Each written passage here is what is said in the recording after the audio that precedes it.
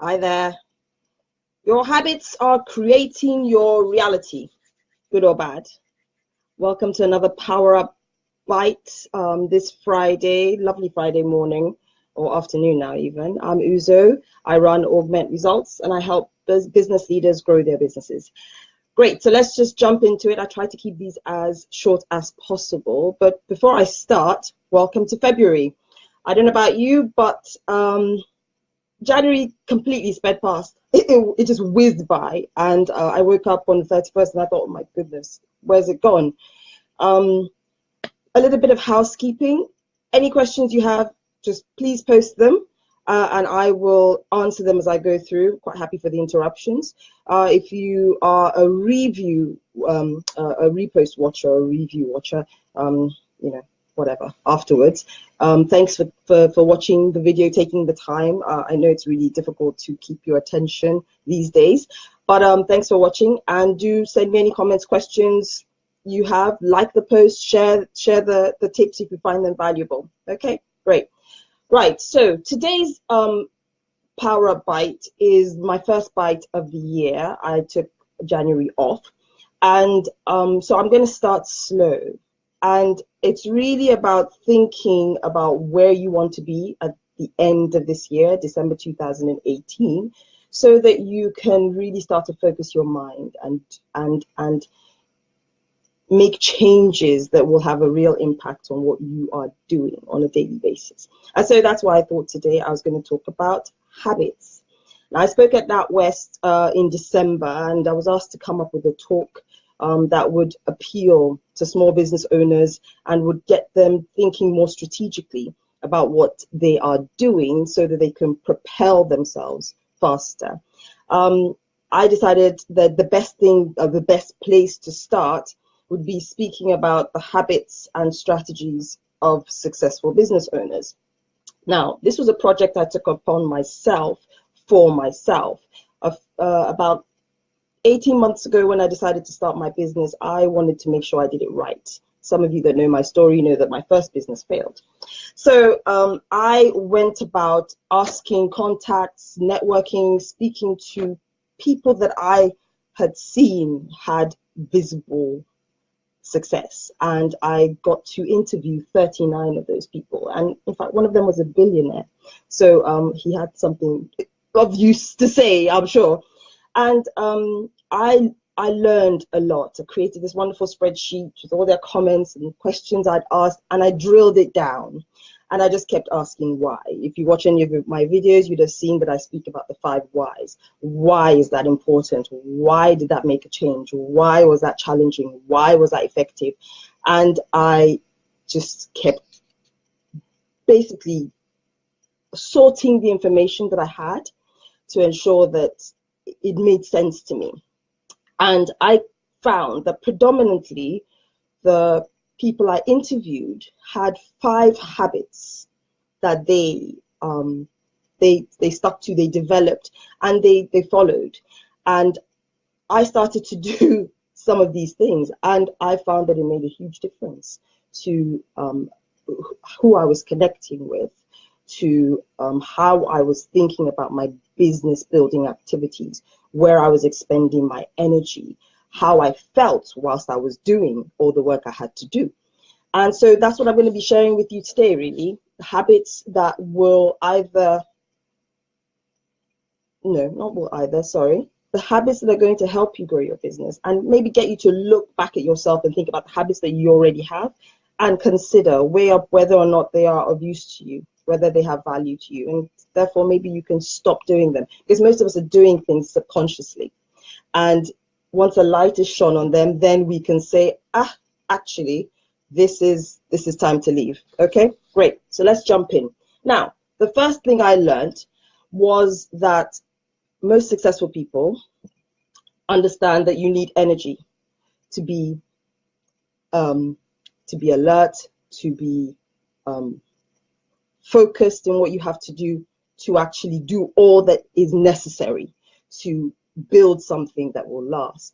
And so that's the first habit. They are really, successful business owners are really, really concerned about their well-being, what they how they exercise, the time they spend with themselves. I mean, bar none, everyone I spoke with had quiet time. One guy would book time into his calendar for himself every day, and it was sacrosanct. Nothing could come in, nothing could broach it.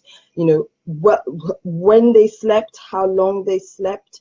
A lot of them don't sleep very much, but when they're asleep, and they're always early risers. For some reason, they're awake really early when there's no distractions. They spend time meditating or praying or just sitting in silence and thinking. And it was interesting for me because I started to wake up at 5 in the morning, and I found it was a golden hour for me. I would wake up at 5 and I would have an hour to myself. And in that time, I would pray and I would plan my day to the every 30-minute block what I was going to do until I had to put the mummy hat back on and get on with the business of doing that. And I was seeing more productivity. I was getting things done.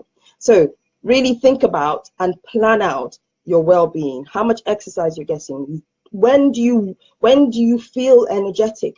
If you're a person like me who's really energetic in the morning, I start to wane about 3 o'clock. Get everything that requires thinking skills, your brain power, that requires focus and concentration. Get that all done in the morning, and then get all the admin things in the afternoon, which are just repetitive stuff that you can just almost do mindlessly. Yeah? Okay, great. The second habit I found was that they developed the skill of asking better questions. Now, why is this important? Well, the level of your questioning really indicates the level of your intellect, the level of thinking that you've applied to a challenge or a problem or a situation. And all of those things come to bear in terms of what people give you back. Asking questions isn't just about, oh, I want to sound smart. It's about trying to get to the root of a problem so that you can find a solution for something.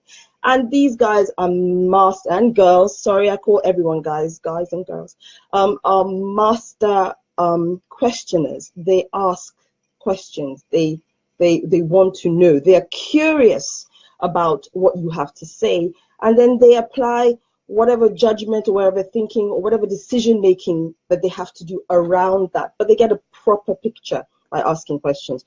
Don't be shy, and don't be embarrassed as well. I mean, I have some of my clients that say to me, oh, you know, should I ask that? Why not? If it's going to impact your business, it's going to impact your people, and you actually need to know the question to that, the answer to that question, please, by all means, do ask.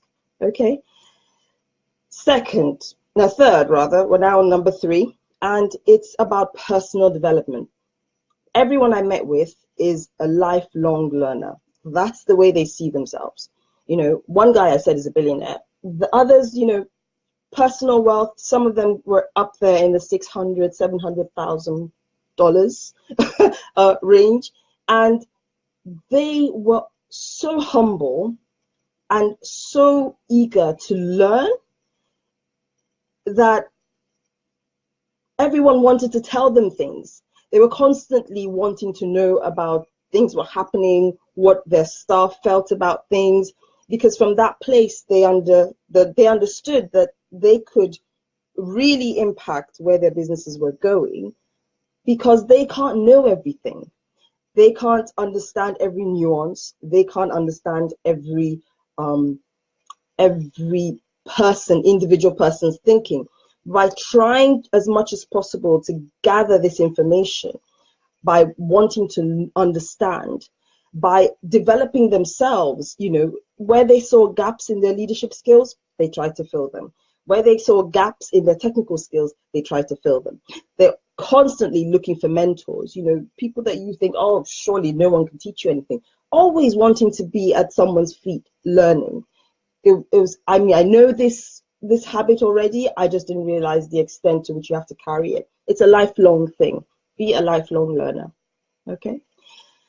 Habit number 4, single-mindedness. Oh my word, I can't say this enough. Single-mindedness, and at the risk of sounding a bit sexist, I'm going to actually call out my women entrepreneurs here and say, girls, we need to think about building a vision and following that vision and ensuring that everything else is built around a single vision, rather than running off with somebody else's business idea and thinking, oh, well, that's working for her, so maybe that will work for me. I'll just put this to the side and I'll run off and start that.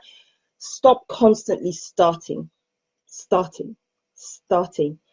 Can't build anything up unless you lay a foundation and get it done. Get a vision. Be single-minded about what that vision is, and then build around the vision. I'm not saying don't have multiple businesses, but please, by all means, have businesses that actually fit into something in some sort of logical, strategic way.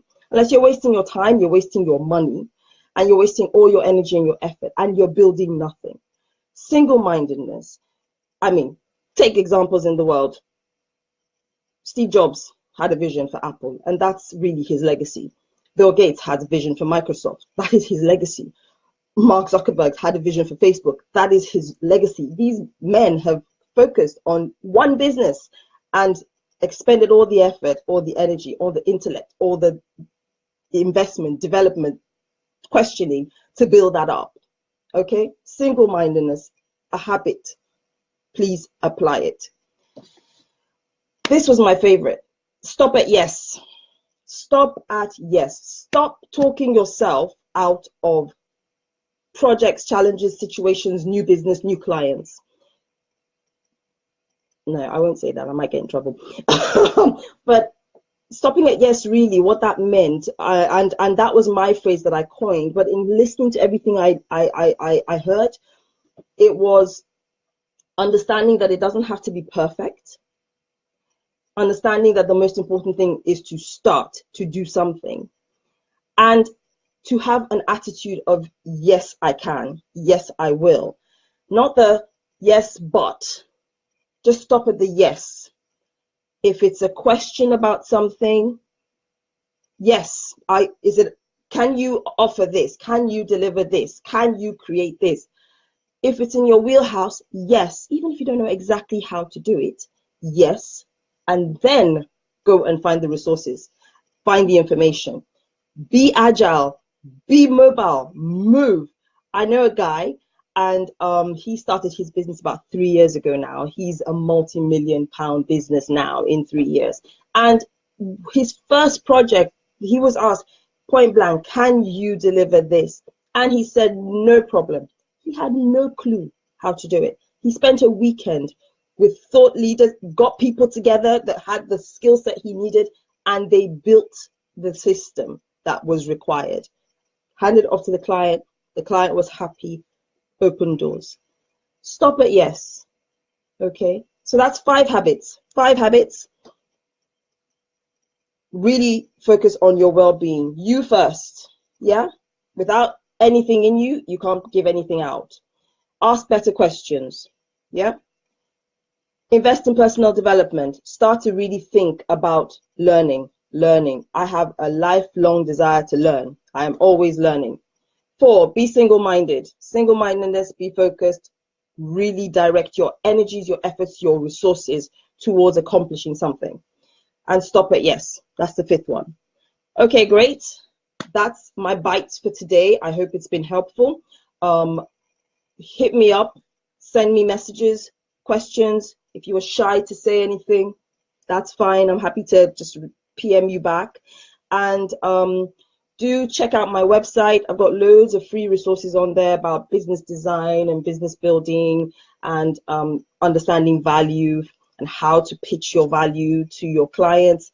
And I have an event coming up on the 21st of February. If you wanted to see me live and have a chat, do go along to Eventbrite, follow the link, and book your tickets. Brilliant. Have a wonderful Friday. Take care.